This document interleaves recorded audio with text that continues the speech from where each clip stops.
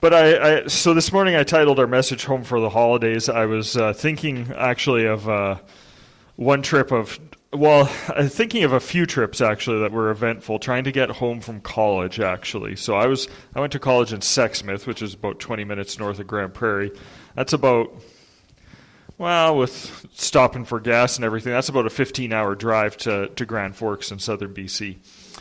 And so I wouldn't actually normally do it for reading breaks. Like we would actually get a fall reading break as well as a spring reading break. So we were kind of lucky that way. But most of the time I would just stay on campus because that's 2 pretty long days of driving just for 1 week at home.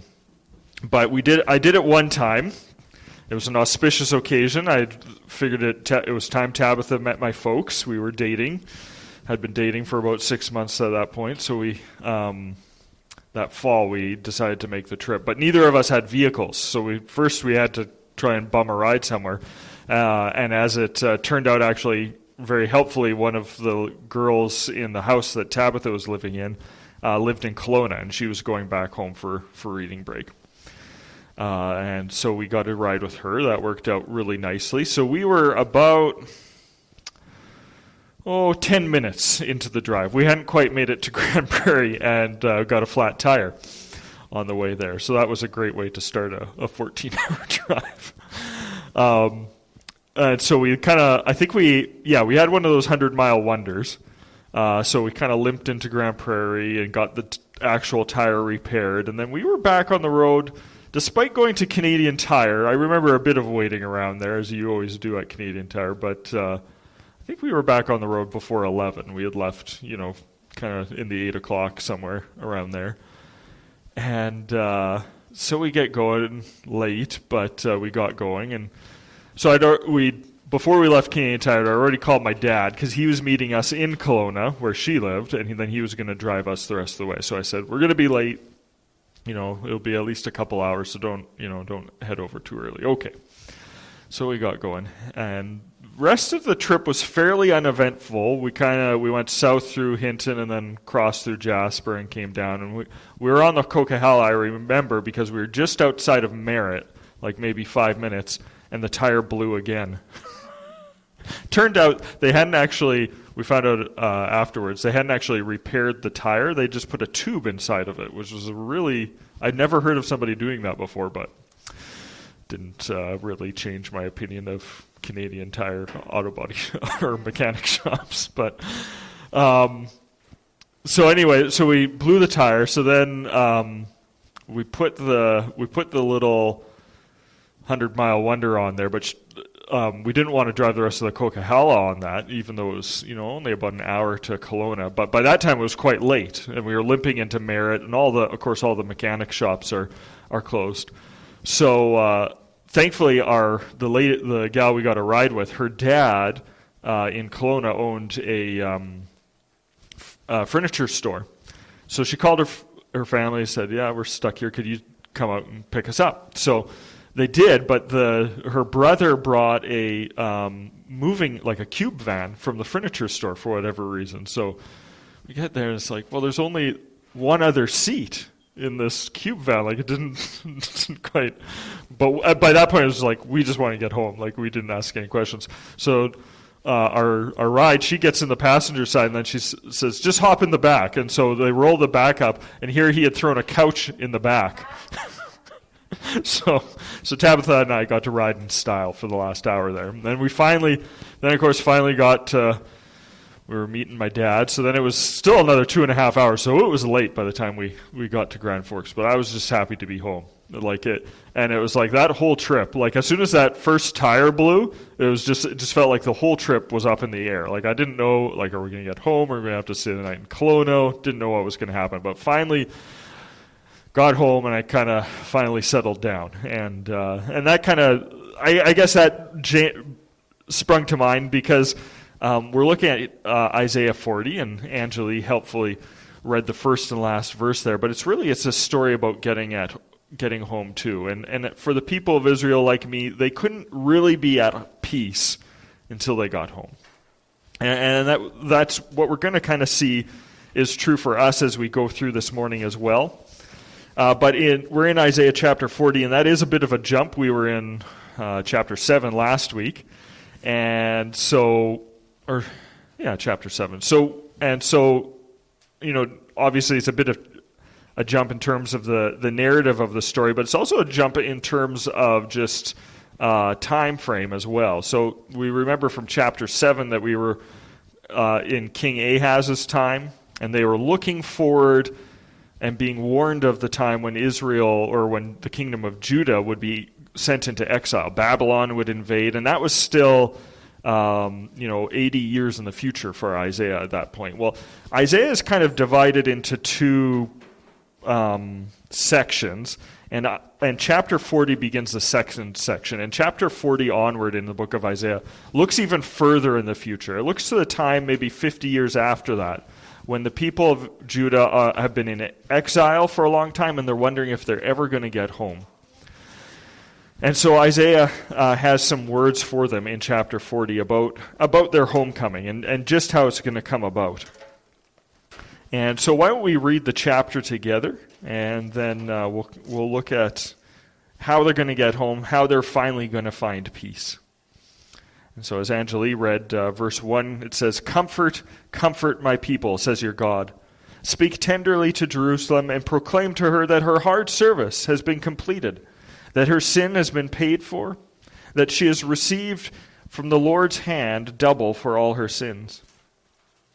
A voice of one calling, "In the wilderness, prepare the way for the Lord. Make straight in the desert a highway for our God. Every valley shall be raised up, every mountain and hill brought low. The rough ground shall become level, the rugged places a plain. And the glory of the Lord will be revealed, and all people will see it together. For the mouth of the Lord has spoken." A voice says, "Cry out." And I said, "What shall I cry?" All people are like grass, and all their faithfulness is like the flowers of the field. The grass withers and the flowers fall, because the breath of the Lord blows on them. Surely the people are grass. The grass withers and the flowers fall, but the word of our God endures forever.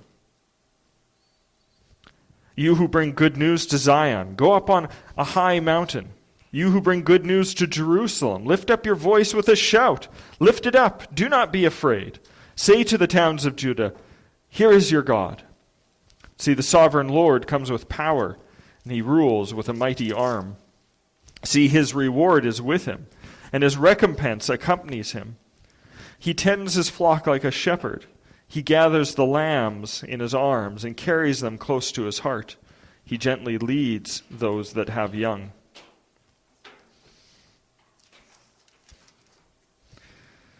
The people of Israel are wondering, they're 50 years into the exile in Babylon, 60 years into the exile.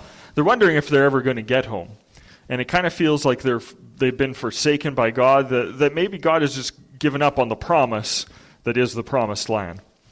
And they're wondering if they even really, if their exile is really to tell them they don't deserve to go home. They don't deserve the promised land. They don't really belong there any longer. And so Isaiah's first word to them is to say, no, you truly do belong there. That is your home, and home is where you truly belong. And so that's the first point there on your outline. You see in verse 2, he says, "Speak tenderly to Jerusalem and proclaim to her that her hard service has been completed, that her sin has been paid for, that she has received from the Lord's hand double for all of her sins." That's all finished now. I put a reference in there from Jeremiah chapter 29. Jeremiah says very explicitly in his prophecy that they're going to spend 70 years in Babylon. And I think it's the chronicler, actually, in the book of 2 Chronicles that speaks that 70 years is a specific period of time because they're remembering all the Sabbath years that they missed while they were in the Promised Land and never celebrated. And so it's with this intention that there is a specific reason why they're going into exile. It's not just God punishing them with no plan, venting his anger on them. That there's a reason why he's doing that. They're being brought back to a place of repentance and obedience to God, and that when that time is complete, God feels they will be ready to come back home. And so Isaiah has that message of hope for them. And we realize too that it's like you can't have a true homecoming, have a healing homecoming, a peaceful homecoming, if you don't actually belong there. I think of Jacob leaving Haran and his uncle Laban, and he's returning home, but the whole time he's nervous. You know, he knows that he still has this unfinished business with his brother Esau, that he's duped him, and that even though it's been many years since, and they're both not the men that they were when they first had that disagreement, he's still unsettled. He doesn't feel at peace about his meeting with Esau. And so there has to be this sense of truly belonging if you're actually going to go home and experience peace. But there also must truly be a way back. There must be some path that the people of Judah can take to return to the promised land. And even thinking of the physical journey, like in those days there weren't highways, you know, and there was a lot of desert literally to cross going from Babylon back to Jerusalem. And you think of even the roads at that time, like you might have one paved highway in an entire nation, like if it was really rich and well-to-do.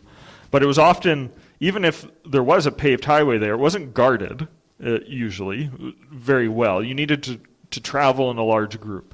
You needed to think of your own protection as you went along the way. But most roads that people would have thought of were probably just well-worn wagon carts. That might have been improved a little bit with some spade work or tamped down here and there in soft places. But largely it was a wagon track.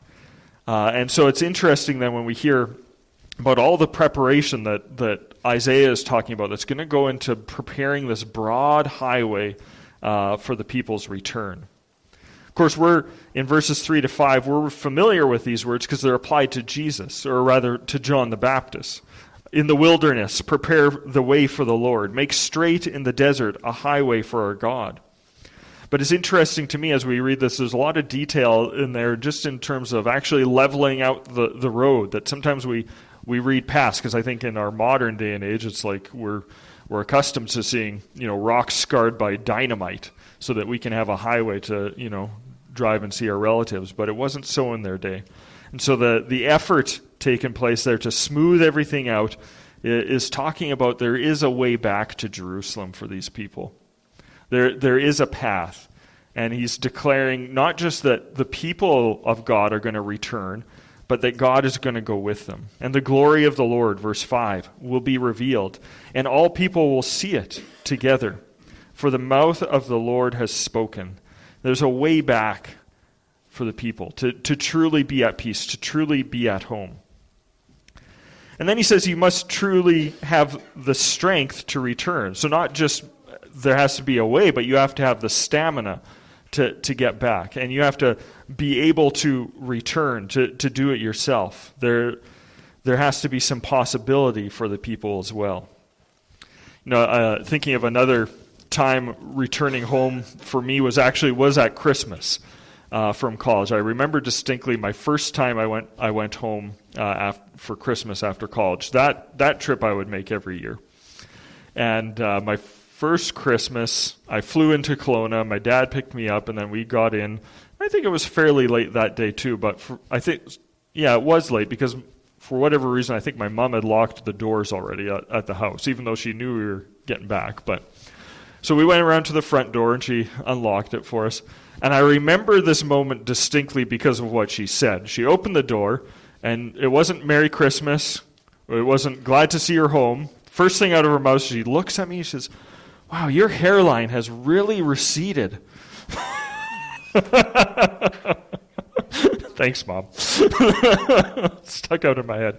But that wasn't the only surprise that evening. We, had a proper greeting after that. But then I went up to my room, and I was settling in, and I opened the door, and it was all different. Mom had taken out my old bed and gotten rid of a bunch of the other furniture. There was only one or two things that were kind of familiar to me about my room. I kind of realized, I don't think this is my room any longer. I remember the one that miffed me the most was I tossed and turned that night because there was a new bed.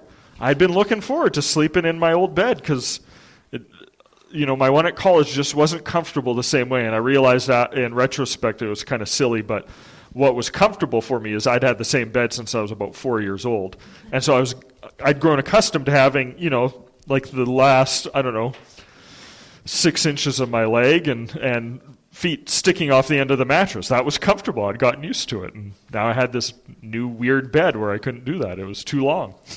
But I share that because I realized, that was sort of a first time of returning to Grand Forks where it felt foreign. The things had just changed enough that it wasn't quite what I remembered. And that feeling actually has kind of just grown for me almost every time I go back to Grand Forks to visit my folks. I realize this is familiar, but it's not exactly what I remember. And in some way, I can't quite return to that place that I recall.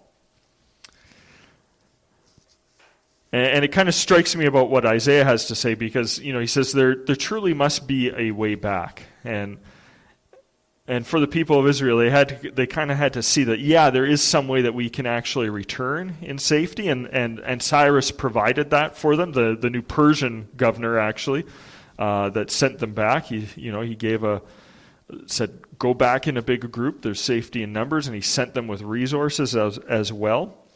But there also has to be the strength to return. There has to be the ability to actually make that journey. And for me, it's kind of like realizing I can geographically go back to my hometown, but I can't go back in time. And I think that was also maybe a bit of what would happen for the Israelites as well. When they finally did get back and they started rebuilding the temple, people wept because they realized it wasn't the same as it used to be. They were home, and it was a new thing, but it wasn't quite what they imagined. And it kind of, I think all of that just kind of focuses us on sort of the finiteness of our existence, that we can go back sometimes, but it's not always going to be the same.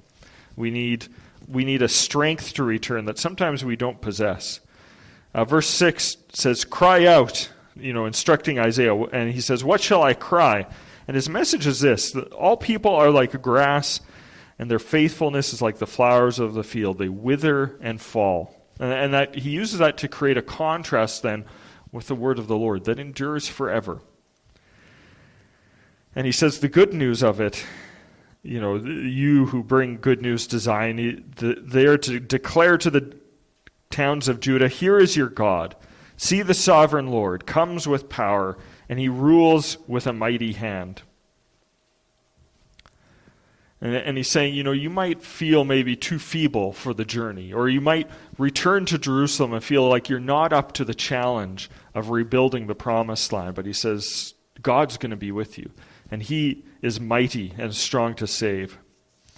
In your outline there, I put a reference actually to chapter 35. We could almost read this whole section, this whole chapter, as it really is a very similar message actually to chapter 40. But I'll just read verses 3 and 4 that say, strengthen the feeble hands, steady the knees that give way. Say to those with fearful hearts, be strong and do not fear. Your God will come. He will come with vengeance. With divine retribution, he will come to save you.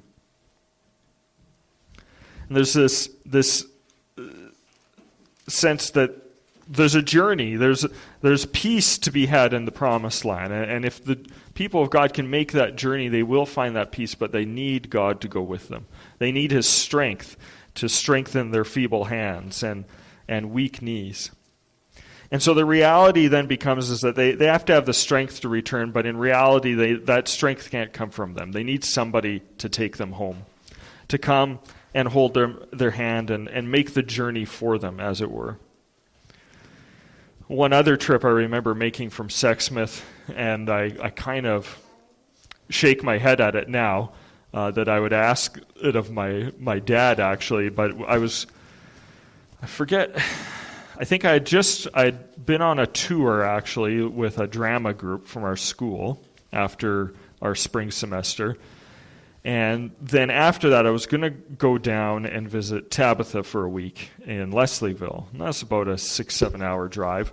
And initially, I was just planning on taking the bus down there. But then I was chatting with my folks, and my dad was saying, well, it'd be nice to actually see you this summer, because after that, I was going to, I think, work at a Bible camp or something, and wasn't going to see them. And so I said, well, if you wanted, you could come give me a ride down to Leslieville. And I kind of shake my head at it now, because it's like, who would ask a guy to come drive like a full day so he could take you for a drive over the course of one day? And it was just a lot of driving to ask my dad, but he did it. And it just kind of struck me that it was like, that was a gift of grace, because I couldn't get to him, and I couldn't get where I was going, but he came to me and took me where I needed to go. And that kind of just struck me as like, that is kind of what God does for us. He doesn't wait for us to get to him so that he can then move us along. He comes to us. And that's what Advent is about. He came to us and met us in human flesh so that he could bring us to himself, bring us to where we needed to be. And that was the same for the people of Israel. The picture we get in verse 10, it says, "See, the sovereign Lord comes with power, and he rules with a mighty arm. See, his reward is with him, and his recompense accompanies him." And I think if I stopped there, to me the picture sounds like, a victorious general marching along, and he's got a train of riches flowing behind him, chests of gold and bags of silver from all the plunder that he's taken. But then verse 11 narrows down, and I realize it's actually a very different picture.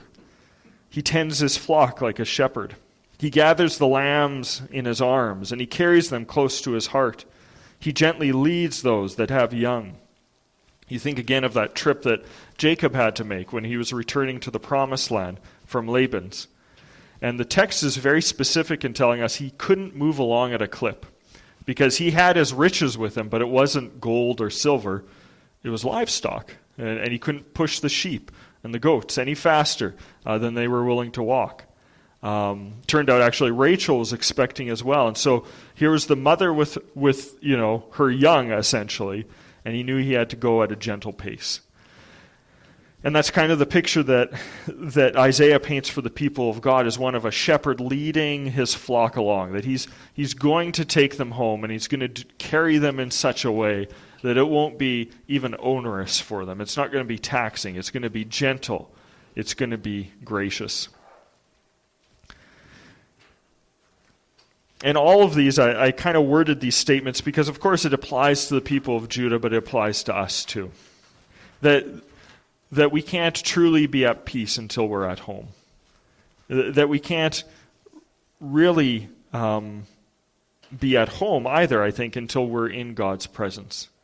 And I kind of, something I said to Tabitha, I think, early in our married years, after one of these trips that we'd made back to Grand Forks, and I think she noticed that it was kind of a little bittersweet for me, and we just kind of got talking about home, and I looked at her and I said, you know what, I think from now on for me, home is going to be wherever you are. As long as I'm with you, I'm going to be at home. And I think, to me, that maybe gives me a light, too, into my spiritual walk, that I'm never really truly at home until I'm with the Lord.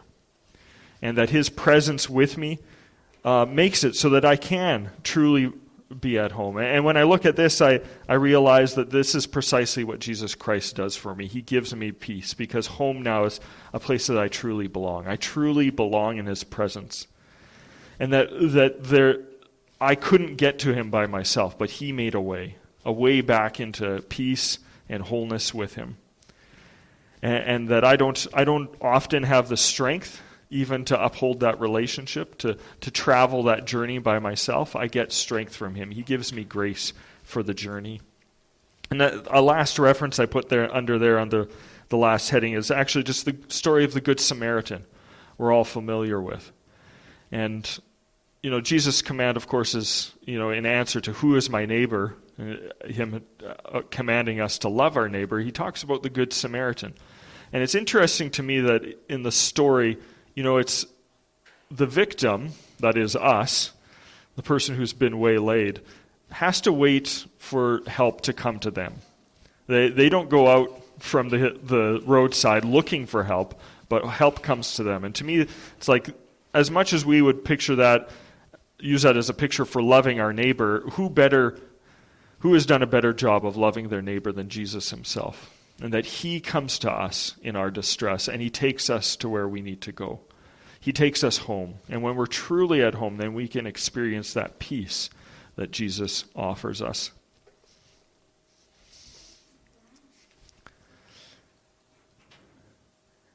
And I think, to me, that's, I guess, the picture of peace in Christmas, is that Jesus, in his advent, came down to deliver that to us, which we couldn't go and get ourselves.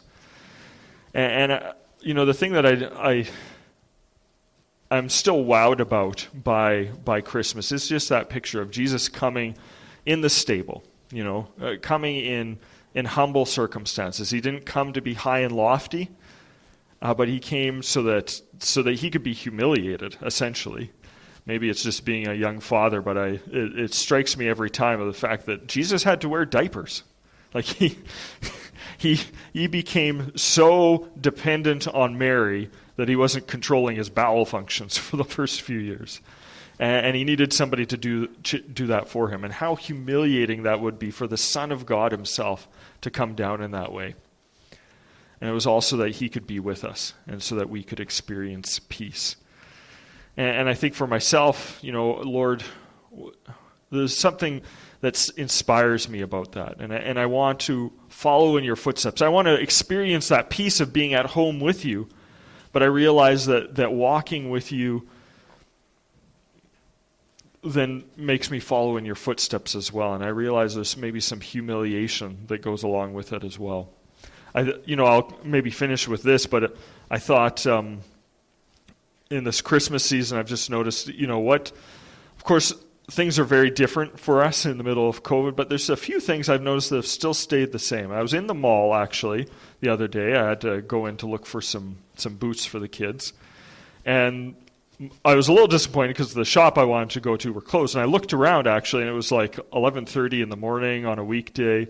And there was quite a few shops that were closed, and they all kind of had signs. They were just having staffing issues, trying to get people to work. And so they just had to be closed for part of the day. But as I was leaving, there was one person that had definitely showed up, I noticed. And it was actually the lady ringing the bell at the Sally Ann kettle for the Salvation Army, gathering some Christmas funds that way. And I just thought, you can't pay people enough actually to get them to work in the stores, but here's somebody volunteering to ring that bell through the day.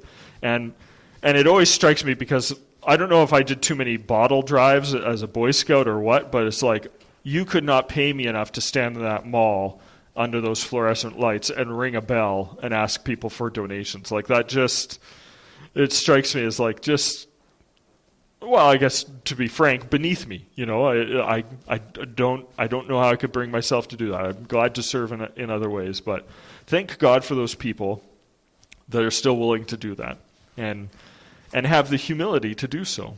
And it just kind of struck me as like, that's those people. There's somebody who understands what it means to walk with Christ in the Christmas season. And so I hope and pray that we can all do that this holiday season.